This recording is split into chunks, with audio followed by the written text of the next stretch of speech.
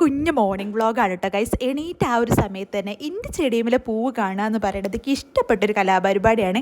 അത് കഴിഞ്ഞ് എൻ്റെ വീടും കുഞ്ഞാൻ്റീൻ്റെ വീടും അടുത്തടുത്താണ് കേട്ടോ. അപ്പോൾ അവിടെ എന്താ കടിയത് പോയി വെക്കൽ ഒരു സ്ഥിരം കലാപരിപാടിയാണ്. അപ്പോൾ അച്ചു അടുക്കളയിൽ കുഞ്ഞാൻ്റീനെ ഹെൽപ്പ് ചെയ്യാൻ വേണ്ടി ദോശ ചുട്ട് കൊടുക്കുന്നുണ്ട് കേട്ടോ.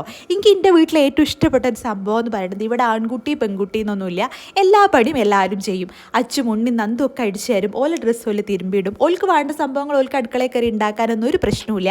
അതൊക്കെ എനിക്കൊരു പ്ലസ് പോയിന്റ് ആയി തോന്നിയിട്ടുണ്ടായിരുന്നു കേട്ടോ.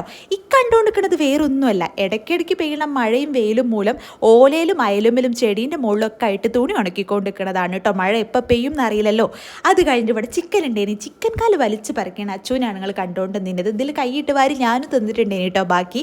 അങ്ങനെ പേര് ഞാനും അച്ചും കുറേ കഥയൊക്കെ പറഞ്ഞ്, ഞാനും അച്ചും ഏജിൽ നല്ല ഡിഫറൻസ് ഉണ്ടെങ്കിലും നമ്മൾ നല്ല കമ്പനിയാണ് കേട്ടോ. അത് കഴിഞ്ഞ് സീസണൽ ഫ്രൂട്ട് മാംഗോ ആയതുകൊണ്ട് തന്നെ കുറേ ഉണ്ടായിരുന്നു, അത് വാരി വലിച്ച് തിന്നിട്ട് പിന്നെ ഞാൻ പോയി കുറച്ച് നേരം ഉറങ്ങി. ഇതൊരു കുഞ്ഞു